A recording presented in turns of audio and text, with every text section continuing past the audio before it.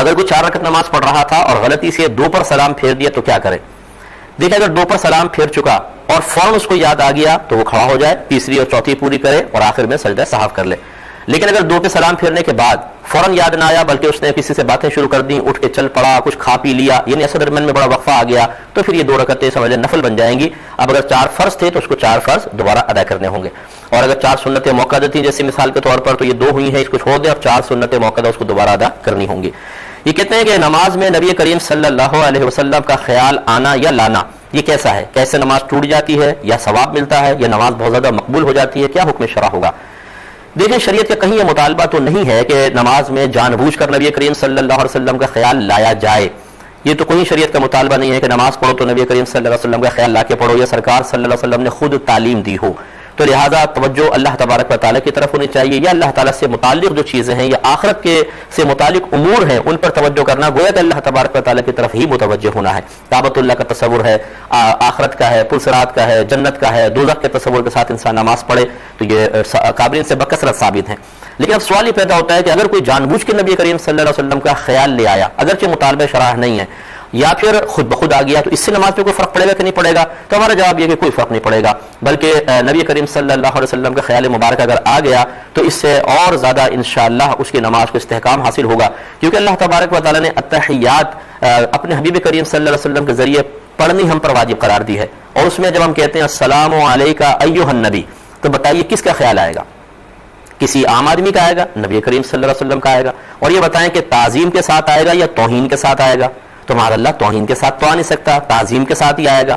گویا کہ اللہ تبارک و تعالیٰ نے خود ایک نماز میں ایسا اہتمام فرما دیا ہے، ایک اہتمام کرنا ہم پر لازم قرار دے دیا ہے کہ جب اس اہتمام کو ہم کریں گے، جب اس لازم کو پورا کرنے کی کوشش کریں گے تو لازمی توجہ نبی کریم صلی اللہ علیہ وسلم کی جانب جائے گی. تو اگر سرکار کا نماز میں خیال آنا یا لانا نماز کے معاذ اللہ فساد کا سبب بنتا تو گویا کہ اللہ تبارک و تعالیٰ نے ایک ایسی چیز کا ہمیں مکلف بنا دیا جس سے نماز فاسد ہو جاتی. اور یقینی سی بات ہے کہ یہ حکیمانہ خیال نہیں ہے، انتہائی فاسد خیال ہے.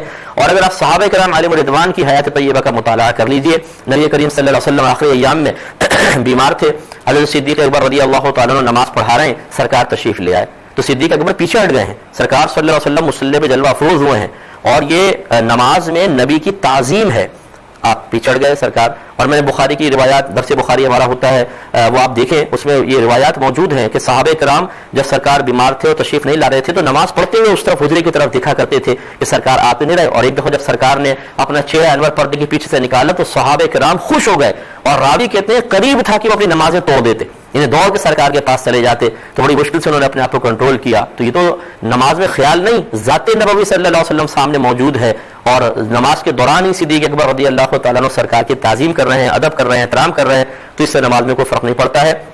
جس کا یہ خیال ہو معاذ اللہ کہ نماز میں نبی کریم صلی اللہ علیہ وسلم کا خیال لانے سے نماز فاسد ہو جاتی ہے، اسے چاہیے کہ وہ ان حدیثوں پہ ذرا غور و تفکر کرے کہ جہاں صحابہ کرام نے باقاعدہ ذات نبی صلی اللہ علیہ وسلم کا مشاہدہ کیا ہے.